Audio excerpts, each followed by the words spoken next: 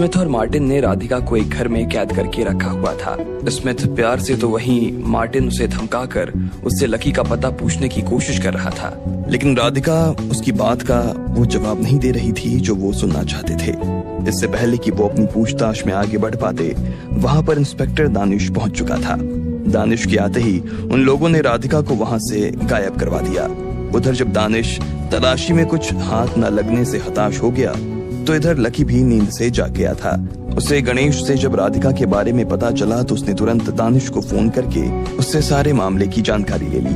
अगले ही पल lucky Australia जाने के लिए रवाना हो गया था। इधर जब लकी ऑस्ट्रेलिया के लिए निकला तो उधर दानिश भी शहर के मेयर के घर पर पहुंच चुका था। उसने मेयर को जब सारा मामला बताया तो वो खुद हैरान हो गया और उसने कहा, ये तो बहुत बड़ी गड़बड़ हो गई। उस लड़की को यहाँ अकेले आने की जरूरत क्या थी? अब जो हो गया सर वो तो हो गया, अब आगे क्या करना है आप वो बताइए। दानिश ने कहा, तुमने लकी को फोन करके सारा मामला बताया या नहीं? मेयर ने पूछा।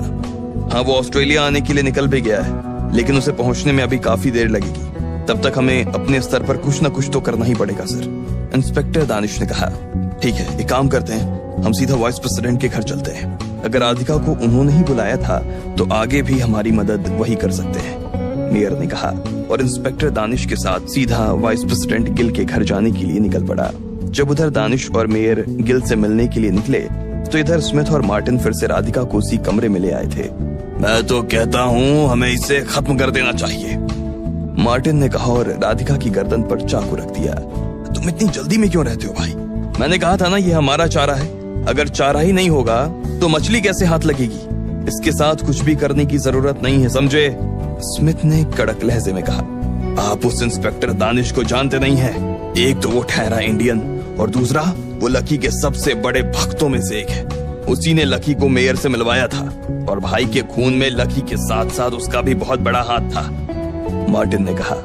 हाँ, जानता हूँ, मैं सब जानता हूँ, लेकिन तुम्हें क्या लगता है दानिश यहाँ हमारे घर में अपनी मर्जी से घुसा है?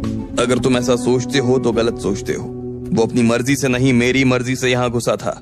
मैं चाहता था कि उसे ये शक पैदा हो कि ये लड़की हमारे पास है, ताकि वो जल्द से जल्द कैसे भी करके लकी तक ये खबर पहुंचा सके। और अगर एक बार लकी को ये खबर मिल गई तो उसके बाद उसके पैरों को रोक पाना बहुत मुश्किल है। तुम बस इतना पता करो कि इंडिया से ऑस्ट्रेलिया कौन कौन सी फ्लाइट आती है, स्मिथ ने कहा और अपना सिगार काटने लगा। मार्टिन को कुछ समझ नहीं आ रहा था कि आखिर स्मिथ के दिमाग में चल क्या रहा था, लेकिन उसके कहने पर वो फ्लाइट के बारे में पता करने के लिए चला गया था। उधर दानिश और मेयर भी वाइस प्रेसिडेंट गिल से मिलने के लिए चले गए थे। वो दोनों उसके ऑफिस के बाहर बैठकर अंदर से उसके बुलावे के आने का इंतजार कर रहे थे। कुछ देर के बाद उनका एक आदमी बाहर आया और उसने कहा, आप लोग 10 मिनट और इंतजार कीजिए, वो 10 मिनट बाद आपको खुद ही बुला लेंगे। दानिश और मेयर एक दूसरे का चेहरा देख रहे थे। वो पहले ही वहाँ आधे घंटे से बैठे हुए थे। उन्हें लगा था कि मामला सुनने के बाद शायद गिल उन्हें तुरंत अंदर बुला लेने वाला था, लेकिन फिर भी उसने 40 मिनट का इंतजार करवा दिया था। आखिर में उसने एक आदमी को भेजा और दानिश और मेयर को अंदर बुलवा लिया। आओ इंस्पेक्टर दानिश, आओ मेयर साहब, आओ बैठो, क्या हाल चाल है? गिल ने कहा। उन दोनों को देखने के बाद भी उसके चेहरे पर कोई शिकन नजर नहीं आ रही थी। वो बड़ी हिम्मत से अपने चेहरे की शिकन को छिपाकर बैठा हुआ था। दानिश उसके सामने बैठा और जैसे ही मेयर ने इशारा किया तो दानिश ने उसे सारे मामले के बारे में बताना शुरू कर दिया। गिल उसकी बातों को ऐसे ध्यान से सुन रहा था जैसे वो ये सब पहले से जानता ही नहीं था। भले ही किया धरा सब उसका था, पर फिर भी वो ऐसा दिखा रहा था जैसे उसने कुछ किया ही नहीं था। आखिर में जब दानिश ने अपनी बात खत्म की तो उसने कहा, ओहो, ये तो बहुत बुरा हुआ। तभी मैं सोचूं कि राधिका जी अभी तक मुझसे मिलने क्यों नहीं आई है। मैंने तो खुद उन्हें पर्सनली ईमेल करके बुलाया था और उन्होंने आने के लिए हाँ भी किया था, लेकिन अभी तक उनका कोई अता पता ही नहीं है। सर, मुझे लगता है कि वो किसी भारी मुसीबत में फंस गई है। मैं मार्टिन और स्मिथ के यहाँ खुद जांच करने के लिए भी गया था, लेकिन वहाँ मुझे कुछ हाथ नहीं लगा, पर मैं जानता हूँ कि हो ना हो इसमें उन्हीं दोनों का हाथ है, दानिश ने कहा। ठीक है, अच्छा हुआ आपने ये सब मुझे बता दिया। अब इस मामले में किसी भी तरह की देर नहीं करनी चाहिए। आप निश्चिंत हो जाइए, मैं जल्द से जल्द इस मामले में कुछ करता हूँ, गिल ने कहा और अपनी जगह से खड़ा हो गया। दानिश और मेयर भी अपनी जगह से खड़े हुए और उसके सामने हाथ जोड़कर बाहर निकल गए। जैसे ही वो दोनों गए तो इतने में गिल ने अपना फोन उठाया और सीधा स्मिथ को फोन मिला दिया। वो बहुत ही गुस्से में नजर आ रहा था। उसने गुस्से में कहा, क्या चाहते हो तुम दोनों? मुझे मेरी राधिका कब मिलेगी? सर मिल जाएगी, इतनी जल्दी क्या है आपको? पहले हमारा काम हो जाने दीजिए, उसके बाद आपका काम तो जिंदगी भर होता ही रहेगा। स्मिथ ने कहा, मेरे पास तुम्हारी फालतू बातें सुनने का ना टाइम नहीं है, समझे? मुझे किसी भी हालत में राधिका कल तक चाहिए, चाहे तुम्हारा वो लकी आए या ना आए, मुझे मतलब नहीं है। मुझे बस मेरी राधिका चाहिए। तुम्हें पता नहीं है, अभी मेयर और वो दानिश मुझसे मिलने आए थे। अगर किसी ने राधिका के खिलाफ गुमशुदगी की रिपोर्ट लिखवा दी तो हमारे लिए उसे छिपा पाना बहुत मुश्किल हो जाएगा। गिल ने कहा, अरे सर, आपके लिए तो कुछ भी मुश्किल नहीं होता है, बस 1-2 दिन का टाइम और दे दीजिए, उसके बाद राधिका को अपने साथ खुशी खुशी ले जाइए। उससे पहले आपको मेरा एक छोटा सा काम करना पड़ेगा। स्मिथ ने कहा और उसे काम बताने लगा। जैसे ही गिल ने काम सुना तो वो हैरान हो गया। तुम्हारा दिमाग खराब हो गया है क्या? ये कैसे होगा? उसने कहा, अरे सर, आपके रहते क्या नहीं हो सकता? मैं तो वैसे भी आपसे बहुत छोटी सी रिक्वेस्ट कर रहा हूँ सर। स्मिथ ने कहा, तुम बात समझने की कोशिश करो स्मिथ, ये काम अपने आप में बहुत मुश्किल है इसे करने के लिए। इससे पहले कि गिल आगे कुछ कह पाता, स्मिथ ने उसकी बात को बीच में काटते हुए कहा, इसे करने के लिए जो कुछ भी लगेगा उसका सारा बंदोबस्त मैं कर दूंगा। आपको तो बस हरी झंडी दिखानी है ताकि बीच में कोई रुकावट ना आए। देखिए, मना मत कीजिएगा, आपको कसम है राधिका की। स्मिथ ने कहा। अब गिल के पास आगे कहने के लिए कुछ बाकी ही नहीं रह गया था, इसलिए उसने हाँ कहा और फिर फोन काट दिया। इधर गिल घबराया हुआ था और उत्साहित भी था। वो बस जल्द से जल्द राधिका को अपने साथ अपने घर लेकर आना चाहता था और उसके लिए वो स्मिथ का कोई भी काम करने को तैयार था। उधर जब गिल और स्मिथ के बीच में ये सब बातें हो रही थी तो इधर लकी फ्लाइट में बैठा हुआ था। एक एक घड़ी उसके लिए काट पाना बहुत भारी हो रहा था।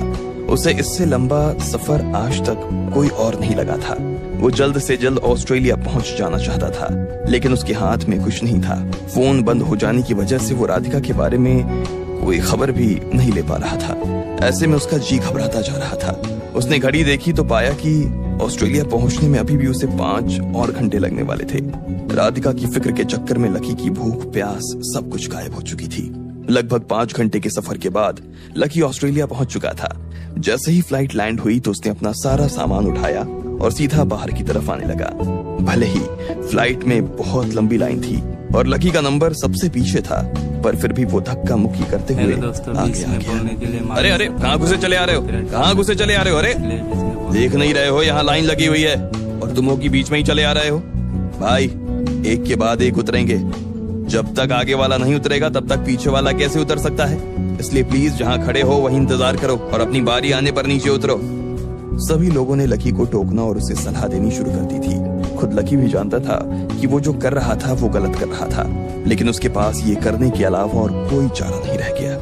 अब माफ करना, मैं आप लोगों को थोड़ी तकलीफ दे रहा हूँ, लेकिन इसके अलावा मेरे पास कोई चारा नहीं है, लकी ने कहा और अपनी पास वाली सीट पर चढ़ गया। इसके बाद वो एक एक करके सारी सीटों को लांघते हुए आगे बढ़ने लगा।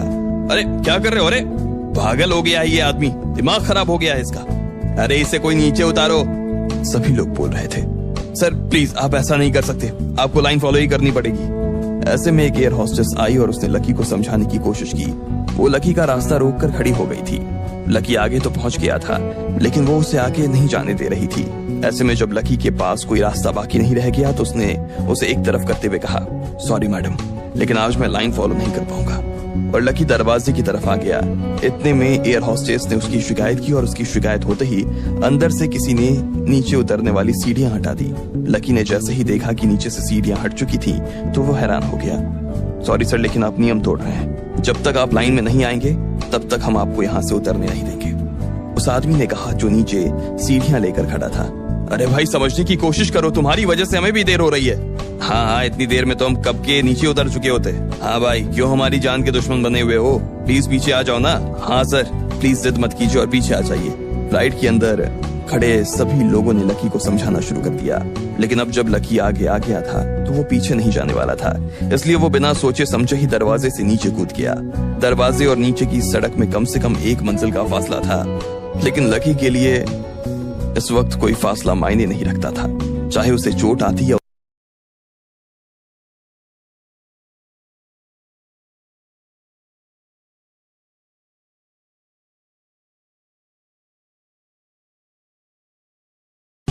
अरे जल्दी वल्दी कुछ नहीं, बस जवानी का जोश है, जबरदस्ती हीरो बनना चाहता है।